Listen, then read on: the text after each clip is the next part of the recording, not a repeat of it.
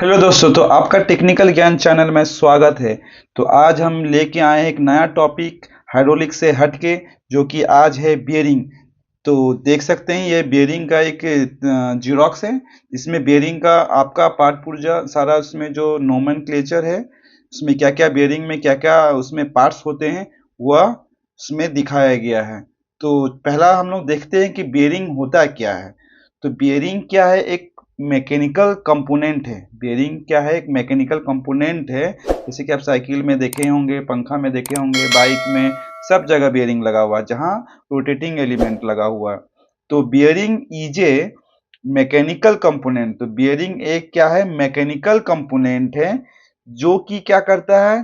That reduce friction, friction को वो कम करता है, फ्रिक्शन को वो कम करता है। देखिए बॉल है, बॉल दिया हुआ, ये फ्रिक्शन को कम करने के लिए रोलिंग एलिमेंट लगाया हुआ।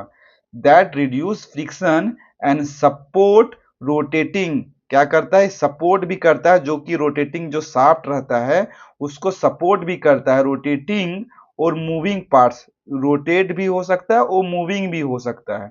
ठीक है। इन्हें मशीनरी, मशीनरी में क्या होता है कि एक बियरिंग एक मैकेनिकल कंपोनेंट है that reduce friction and support rotating and और moving parts in a machinery. ठीक है। और क्या होता है इसमें? It allow smooth motion by guiding shaft. ये क्या करता है? ये स्मूथ मोशन प्रोवाइड करता है, अलाउ करता है आपको। बेयरिंग होने से क्या होता है? एक स्मूथ मोशन मिलता है। जैसे मान लीजिए आप साइकिल में कभी देखिए, बेयरिंग में मान लीजिए कभी कभी ग्रीस कम हो जाएगा, तो कभी देखिए आप उसमें आपको ज्यादा ताकत लगाना पड़ता है घुमाने के लिए, या उसमें कुछ आवाज आता है, आवाज आने लगता है। तो क्या करता है बियरिंग? हमें हमें क्या करता है? एक स्मूथ मोशन प्रोवाइड करता है, गाइड करता है शाफ्ट को। कैसे करता है मोशन? एक शाफ्ट को गाइड करता है, यहाँ पे शाफ्ट को गाइड भी करने का काम करता है। ठीक है। और बियरिंग क्या करता है? Minimize wear and energy loss. तो बियरिंग लगाने से क्या होता है?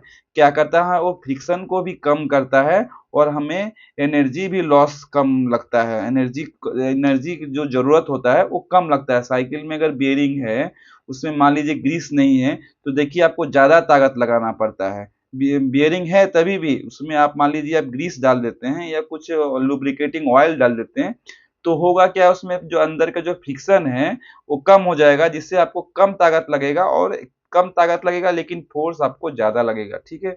तो देखते हैं क्या क्या पार्ट्स रहता है बियरिंग में। एक बियरिंग बनाने में क्या क्या पार्ट्स रहता है, तो हम उसको देखते हैं हम लोग क्या क्या रहता है पार्ट। ठीक है। तो पहला हम लोग देखते हैं, सबसे इंपॉर्टेंट, सबसे आगे देखते हैं हम लोग आउटर रिंग। ये देखिए, ये है आउटर रिंग, ये बियरिंग का आउटर रिंग है। ठीक है। ये बियरिंग का जो दिख रहा है, यह है बियरिंग का आउटर रिंग। ठीक है। और बियरिंग का जो इनर रिंग, जो यहाँ देखिए शाफ्ट है, ये शाफ्ट वाला पोर्शन है, ये शाफ्ट पोर्शन है। ठीक है ना, यहाँ पे शाफ्ट लगा रहेगा। ये क्या रहेगा? ये ये क्या रहेगा? रोटेटिंग रहेगा। ये क्या रहेगा? फिक्स रहेगा। ठीक है।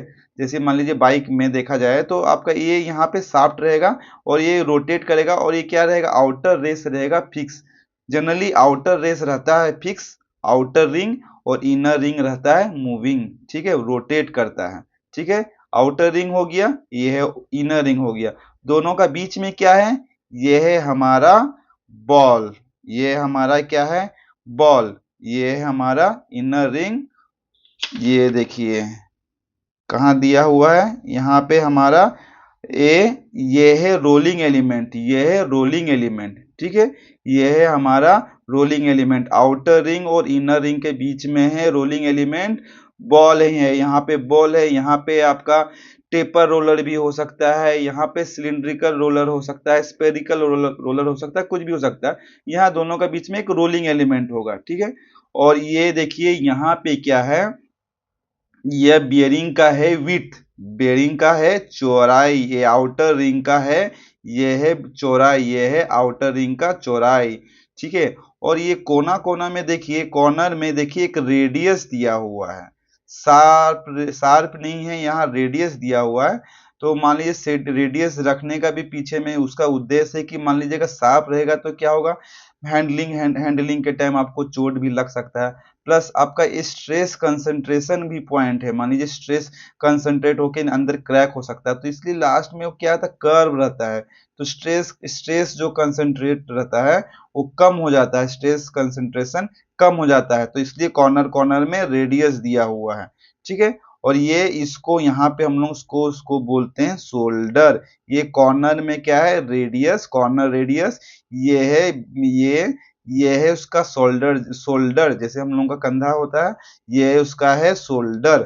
ठीक है, शोल्डर दिया हुआ, ये भी कॉर्नर रेडियस हो गया। ठीक है, और ये देखिए ये है हमारा ये है हमारा बोर। ये जो शाफ्ट में जो अंदर में जो दिख रहा है, ये है बोर डायमीटर, बोर। ये है हमारा बोर हो गया, यहाँ पे ही इसमें शाफ्ट जाता है, शाफ्ट इसमें ही इसके अंदर में समाता है।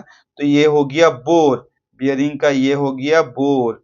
ठीक है, और यहाँ पे देखिए ये जो बोल है, देखिए बोल मूव करने के लिए यहाँ एक ग्रुप बना हुआ है। ग्रुप बना हुआ है, वो क्या है आपका इनर रिंग या बॉल रेस। रेस को बोलते हैं, रेस मतलब ये ग्रुप बना, इसी में बॉल क्या करेगा, गाइड करेगा, रेस गाइड करेगा इसी के बीच में। ऐसा नहीं कि बॉल घूमते घूमते बॉल बाहर आ गया, इसलिए रेस दिया हुआ कि बॉल इसका बीच में ही बॉल रोल करेगा। ठीक है, और देखिए बॉल को पकड़ने के लिए दिया हुआ है सेपरेटर या रिटेनर। क्या है कि मान लीजिए अगल बगल क्या दो बॉल रहेगा तो क्या होगा, कभी स्पीड करते करते दोनों बॉल आपस में टकरा सकता है, इसलिए दोनों को बॉल को सेपरेट करने के लिए दिया हुआ है सेपरेटर। सेपरेटर इसलिए दिया हुआ, सेपरेटर दोनों बॉल चलते चलते आपस में टकरा नहीं जाए, इसलिए सेपरेटर या रिटेनर बोलते हैं उसको। और ये है आउटर रिंग, जैसा कि आपको बता दिए हैं। ये है फेस, ये देखिए बियरिंग का ये जो पोर्शन है यह है इसका फेस है। ठीक है, और हो गया लगभग सब। ये है आउटर डायमीटर, ये हो गया अंदर का, क्या हो गया, बोर। ये हो गया आउटर डायमीटर, ये देखिए ये आउटर रेस से नीचे आउटर रेस तक। ठीक है, एक्सट्रीम एक्सट्रीम डायमीटर आपका हो गया आउटर डायमीटर। ठीक है, यह है हमारा बियरिंग का पार्ट्स। ये सब बियरिंग का पार्ट्स सब जगह आपको मिलेगा। ठीक है, ये जानना बहुत जरूरी है।